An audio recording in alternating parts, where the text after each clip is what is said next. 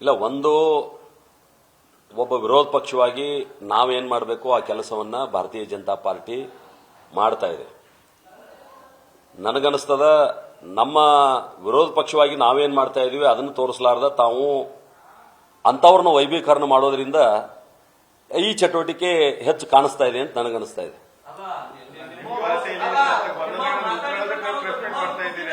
ಅಲ್ಲಲ್ಲ, ನಾನು ವಿನಂತಿ ತಮಗೆ ವಿನಂತಿ ಮಾಡ್ತೀನಿ.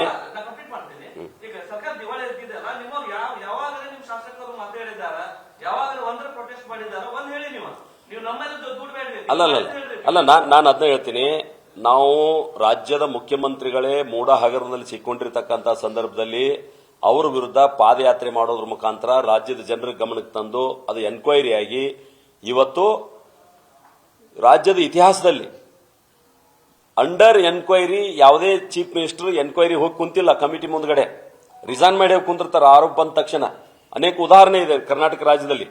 ಇವತ್ತು ಅವ್ರು ರಾಜೀನಾಮೆ ಕೊಡದೆ ಆ ಎನ್ಕ್ವೈರಿ ಒಳಗೆ ಹೋಗಿ ಕೂಡ್ತಾರಂತಂದ್ರೆ ಎಷ್ಟು ಬಂಡ ಮುಖ್ಯಮಂತ್ರಿ ಇರಬೇಕನ್ನುವಂಥದ್ದನ್ನು ತಾವು ಅರ್ಥ ಮಾಡ್ಕೋಬೇಕಾದ್ರೆ ಅದ್ರ ವಿರುದ್ಧ ಭಾರತೀಯ ಜನತಾ ಪಾರ್ಟಿ ಹೋರಾಟ ಮಾಡಿದೆ. ವಾಲ್ಮೀಕಿ ಅಭಿವೃದ್ಧಿ ನಿಗಮದಲ್ಲಿ ಇಷ್ಟು ದೊಡ್ಡ ಭ್ರಷ್ಟಾಚಾರ ಆದಂತಹ ಸಂದರ್ಭದಲ್ಲಿ ನಾವು ಸುಮ್ಮನೆ ಕೂತಿಲ್ಲ. ವಿಧಾನಸಭೆಯಲ್ಲಿ ನಾವು ಹೋರಾಟ ಮಾಡಿದೀವಿ, ಲೋಕಸಭೆಯಲ್ಲಿ ನಾವು ಹೋರಾಟ ಮಾಡಿದೀವಿ. ಮಂತ್ರಿಗಳು ಅರೆಸ್ಟ್ ಆದರೂ ಅದು ಜಾಮೀನು ಮೇಲೆ ಹೊರಗಡೆ ಬರುವಂತಾಗಿದೆ. ಮತ್ತು ಸರ್ಕಾರ ಎಲ್ಲೆಲ್ಲಿ ವಿಫಲ ಆಗಿದೆ ಆ ಎಲ್ಲಾ ವಿಷಯಗಳನ್ನ ನಾವು ಎತ್ತಾ ಇದ್ದೀವಿ. ಆದರೆ ನಮ್ಮ ಪಾರ್ಟಿ ಒಳಗೂ ಗದ್ದಲಿಲ್ಲ ಅಂತ ಹೇಳುದಿಲ್ಲ ನಾನು. ಕೆಲವು ಅಸಮಾಧಾನ ಇದಾವೆ. ಅಸಮಾಧಾನಗಳನ್ನ ಬಹುಶಃ ಮಾಧ್ಯಮದ ಸನ್ಮಿತರಿಗೆ ನಾನು ವಿನಂತಿ ಮಾಡ್ತೇನೆ, ರಾಜ್ಯದ ಅಭಿವೃದ್ಧಿ ದೃಷ್ಟಿಯಿಂದ ನೀವು ಬೆಳಕು ಚೆಲ್ಲುವಂತ ಕೆಲಸ ಮಾಡ್ರಿ. ಯಾರೋ ವೈಯಕ್ತಿಕ ಅಸಮಾಧಾನಗಳನ್ನ ಬೀದಿಗೆ ಬಂದಾಗ ಅದನ್ನ ಬಹಳ ವೈಭವೀಕರಣ ಮಾಡೋದ್ರಿಂದ ರಾಜಕಾರಣದಲ್ಲಿ ಇದು ಒಳ್ಳೆ ಮೆಸೇಜ್ ಆಗೋದಿಲ್ಲ ಅಂತ ಹೇಳಿ ನಾನು ತಮ್ಮಲ್ಲಿ ವಿನಂತಿಯನ್ನ ಮಾಡಲಿಕ್ಕೆ ಬಯಸ್ತೇನೆ. ಅದು 10 ಬಣ ಇರಲಿ, ನಾನು ಯಾವುದೂ ಮರೆ ಮಚ್ಚುದಿಲ್ಲ. ಯಾವುದು ನಾನು ಹೇಳಿದ್ದೇನಲ್ಲ, ನಮ್ಮಲ್ಲಿಯೂ ಬಣಗಳಾಗಿದಾವ, ಬೀದಿಗೆ ಬಂದು ಮಾತಾಡ್ತಾ ಇದಾರ. ಅದರ ಮಾಧ್ಯಮದ ಸ್ನೇಹಿತರಿಗೆ ನಾವು ವಿನಂತಿ ಮಾಡುವಂತದ್ದು ಏನಂದ್ರೆ ರಾಜ್ಯದ ಅಭಿವೃದ್ಧಿ ದೃಷ್ಟಿಯಿಂದ, ರಾಜ್ಯದ ಜನರ ಹಿತದೃಷ್ಟಿಯಿಂದ ಯಾವುದಕ್ಕೆ ಹೆಚ್ಚು ಬೆಳಕು ಕೊಡಬೇಕನ್ನುವಂಥದ್ದು ತಾವು ಕೂಡ ಯೋಚನೆ ಮಾಡ್ರಿ ಅನ್ನುವಂತ ವಿನಂತಿಯನ್ನ ನಾನು ನಿಮ್ಗೆ ಮಾಡ್ಲಿಕ್ಕೆ ಬಯಸ್ತೇನೆ. ಅವ್ರಿಗೂ ಮಾಡಿದೀವಿ ನಾವು.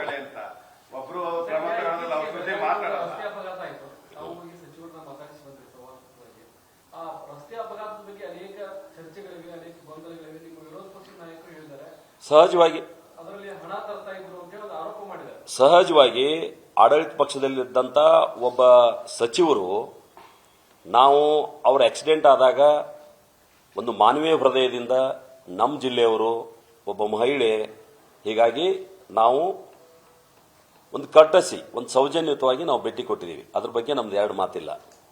ಆದ್ರೆ ಜನರಿಗೆ ಸಂಶಯ ಬರುವಂತ ಘಟನೆಗಳೇನಾಗಿದಾವ ಅದನ್ನು ನಿವಾರಣೆ ಮಾಡಬೇಕಾದಂತ ಜವಾಬ್ದಾರಿ ಇವತ್ತು ಸಚಿವರ ಮೇಲಿದೆ. ನೀವು ಎಸ್ಕಾರ್ಟ್ ಉಪಯೋಗ ಮಾಡ್ಕೊಂಡಿಲ್ಲ, ನೀವು ಸರ್ಕಾರಿ ಕಾರ್ ಉಪಯೋಗ ಮಾಡ್ಕೊಂಡಿಲ್ಲ, ಸರ್ಕಾರಿ ಗನ್ಮೆನ್ ಉಪಯೋಗ ಮಾಡ್ಕೊಂಡಿಲ್ಲ. ಈ ರೀತಿಯಾದಂತ ಗೊಂದಲಗಳೇನದಾವ, ಈ ಗೊಂದಲಗಳಿಗೆ ಸ್ಪಷ್ಟವಾಗಿ ಅವರು ಉತ್ತರ ಕೊಡಬೇಕಾಗ್ತದೆ.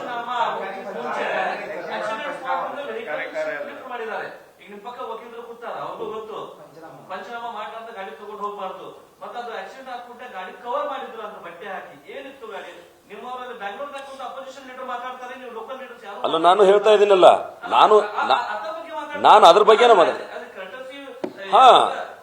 ಯಾರೇ ನೋಡ್ರಿ, ಪಕ್ಷ ನಮ್ಮ ಐಡಿಯಾಲಜಿ ಅಲ್ಲಲ್ಲ, ನಾನು ಅದನ್ನ ಹೇಳ್ತಾ ಇದ್ದೀನಿ. ಸಿದ್ಧಾಂತಗಳು ಬೇರೆ ಇರಬಹುದು, ಅದರ ಮಾನವೀಯ ಹೃದಯ ಎಲ್ಲರಲ್ಲೂ ಒಂದೇ ಇರ್ತದೆ. ಹೀಗಾಗಿ ನಾವು ಅವರ ಕರ್ಟಸಿ ಭೇಟಿಯನ್ನು ಕೊಟ್ಟಿದ್ದೀವಿ. ಹಂಗಂತ ಹೇಳಿ ಅವರೆಲ್ಲ ಮಾಡಿದ್ದನ್ನು ಭಾರಕೂನ್ ಮಾಪ್ ಅಂತಲ್ಲ.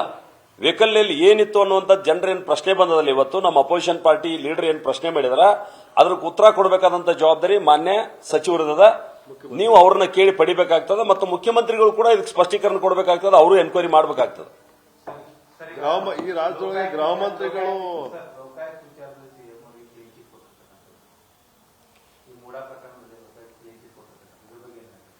ಅಲ್ಲ ನೋಡ್ರಿ, ಯಾರ ಅಂಡರ್ ಕೆಲಸ ಮಾಡ್ತಕ್ಕಂತ ಒಂದು ಸಂಸ್ಥೆ ಅದ.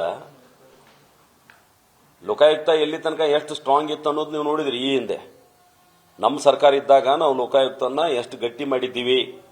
ನ್ಯಾಯಮೂರ್ತಿ ಸಂತೋಷ್ ಹೆಗಡೆ ಇರಬಹುದು, ಆ ಸಂದರ್ಭದಲ್ಲಿ ಯಡಿಯೂರಪ್ಪನವರು ರಾಜೀನಾಮೆ ಕೊಡ್ತಕ್ಕಂಥ ಸಂದರ್ಭದಲ್ಲಿ ಲೋಕಾಯುಕ್ತ ಎಷ್ಟು ಸ್ಟ್ರಾಂಗ್ ಇತ್ತು.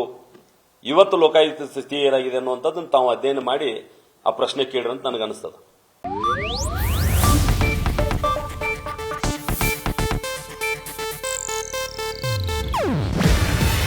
ಇದು ಏಷ್ಯಾನೆಟ್ ನ್ಯೂಸ್ ನೆಟ್ವರ್ಕ್ ಪ್ರಸ್ತುತಿ.